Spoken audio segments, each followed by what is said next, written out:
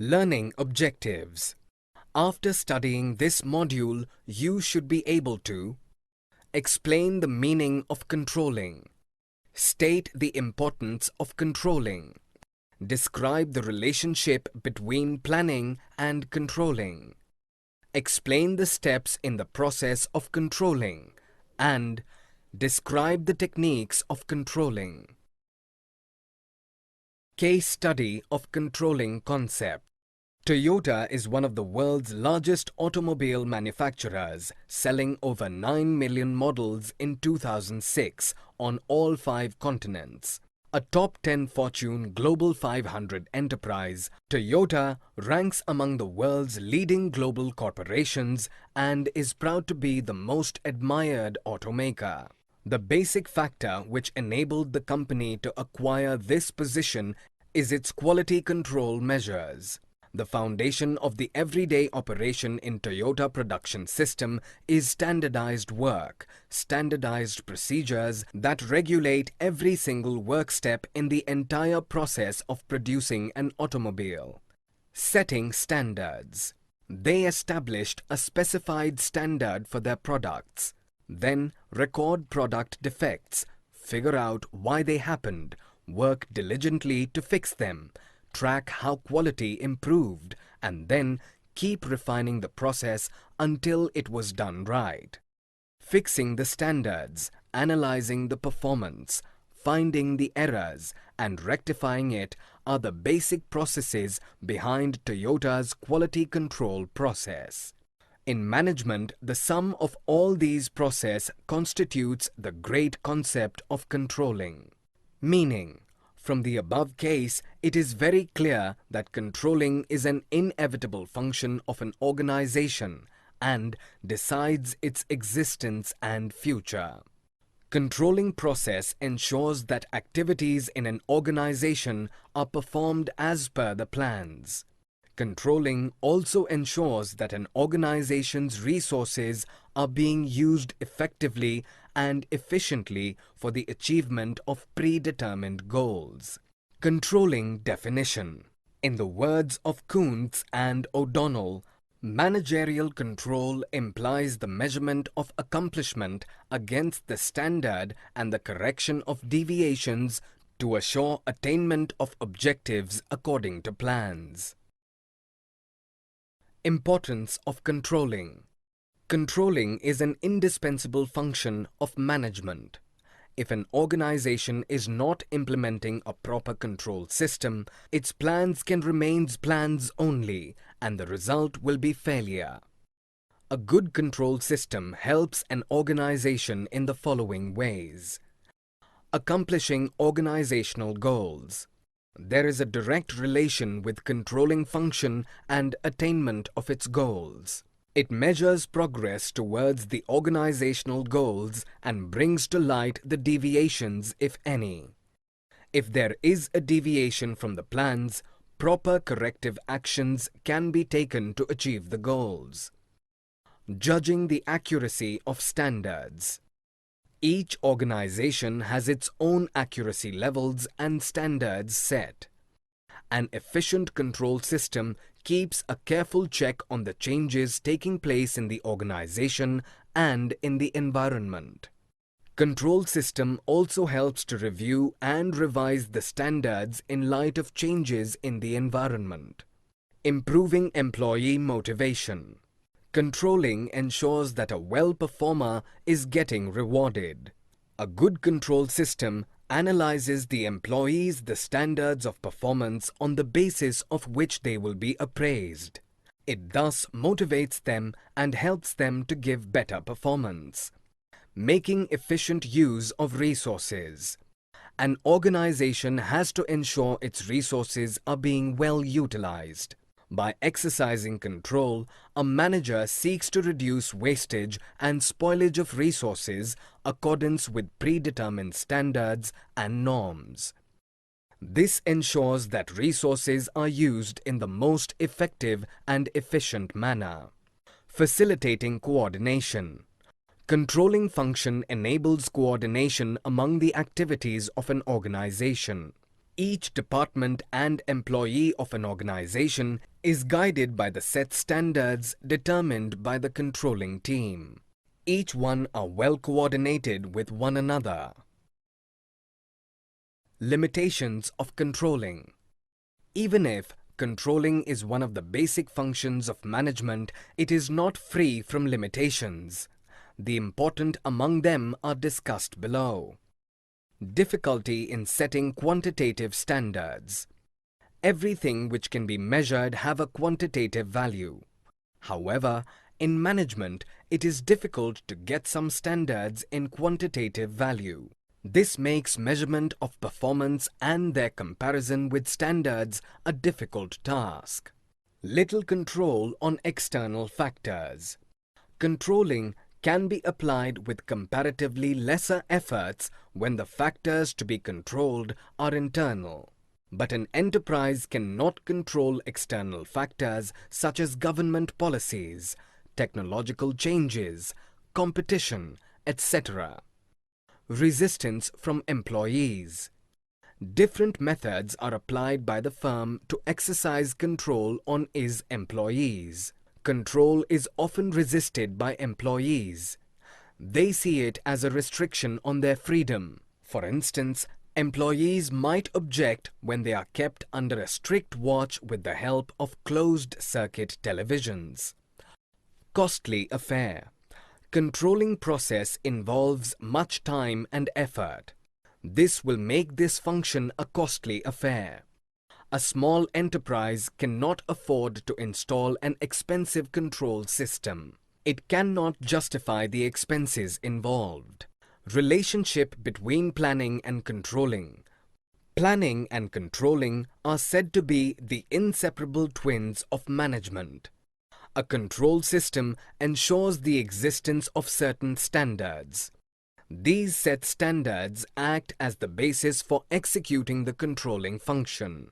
However, these predetermined standards are set by the planning authority of an organization.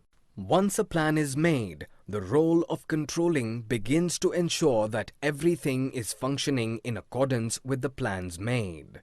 Hence, we can say that planning put the basis for controlling and controlling ensures plans are executed.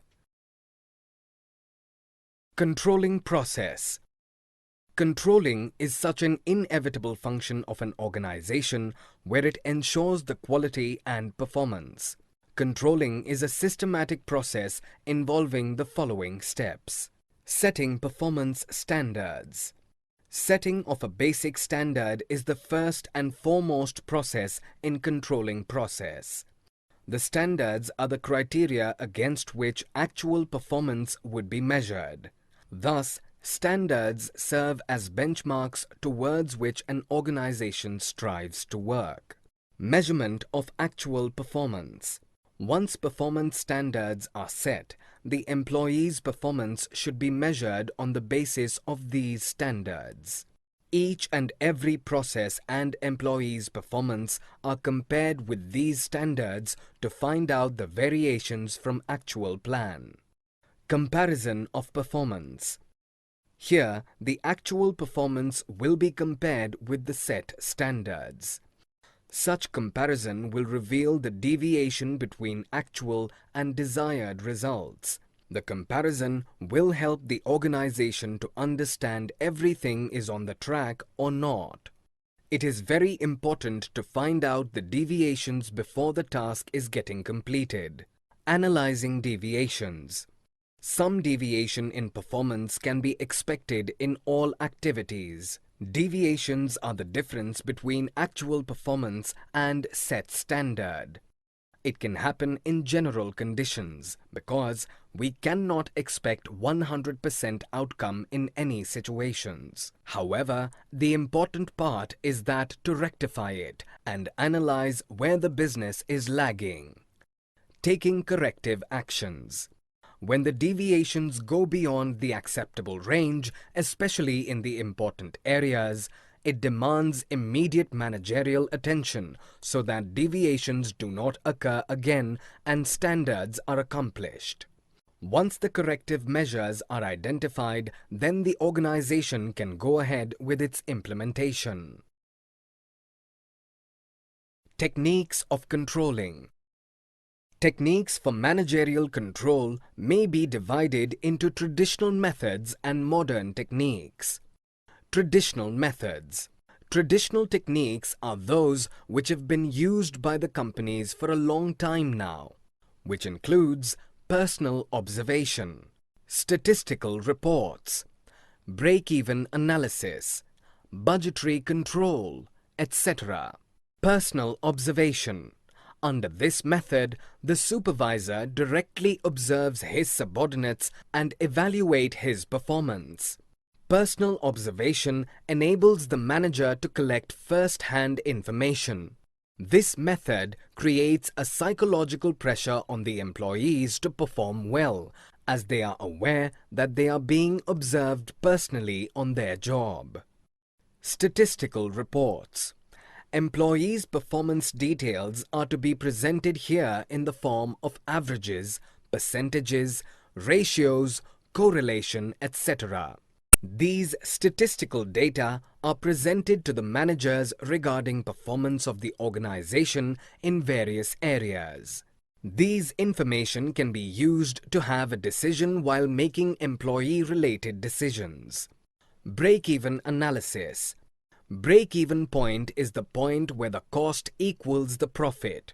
Break-even analysis is a technique used by managers to study the relationship between costs, volume and profits. Break-even analysis helps the organization to find out the probable profit and losses at different levels of activity. Budgetary control. Under budgetary control, all operations are planned in advance and the plans are expressed in terms of numerical analysis. These budgets serves as the basics or set standards and actual results are compared with budgetary standards. This comparison helps to find out the deviations. If any deviations are found, corrective actions will be taken. Modern techniques. Modern techniques are the methods used in the present-day business which involves ratio analysis, accounting, PERT analysis, and management auditing. Return on investment. Return on investment, ROI, is a useful technique to measure the organization's performance. It helps to analyze whether the investment is providing a reasonable return or not. ROI can be used to measure overall performance of an organization or of its individual departments or divisions. Ratio analysis. Ratio analysis refers to analysis of financial statements through computation of ratios. The most important ratios used for analysis are liquidity ratio, solvency ratio, profitability ratio, debt-equity ratio, etc. Management audit. Management audit refers to systematic appraisal of the overall performance of the management of an organization. The purpose is to review the efficiency and effectiveness of management and workers to ensure that the organization is moving towards its goals. PERT and CPM. PERT, Program Evaluation and Review Technique, and CPM, Critical Path Method, are important network techniques useful in planning and controlling. These techniques are especially useful for planning, scheduling, and implementing time-bound projects involving performance of a variety of complex, diverse, and interrelated activities. Management Information System. Management Information System, MIS, is a computer-based information system that provides information and support for effective managerial decision-making. Responsibility accounting. Responsibility accounting is a system of accounting in which different sections, divisions, and departments of an organization are set up as responsibility centers. The head of the center is responsible for achieving the target set for his center. Summary. Let us summarize what we have learned in this module. Controlling is the process of ensuring that actual activities conform to planned activities. The importance of managerial control lies in the fact that it helps in accomplishing organizational goals. Controlling also helps in judging accuracy of standards, ensuring efficient utilization of resources, boosting employee morale, creating an atmosphere of order and discipline in the organization, and coordinating different activities so that they all work together in one direction to meet targets. Controlling suffers from certain limitations also. An organization has no control over external factors. The control system of an organization may face resistance from its employees. Sometimes controlling turns out to be a costly affair, especially in case of small organizations. Moreover, it is not always possible for the management to set quantitative standards of performance, in the absence of which controlling exercise loses some of its effectiveness. The process of control involves setting performance standards, measurement of actual performance, comparison of actual performance with standards, analysis of deviations, and taking corrective action. Personal observation, statistical reports, break-even analysis, and budgetary control are traditional techniques of managerial control.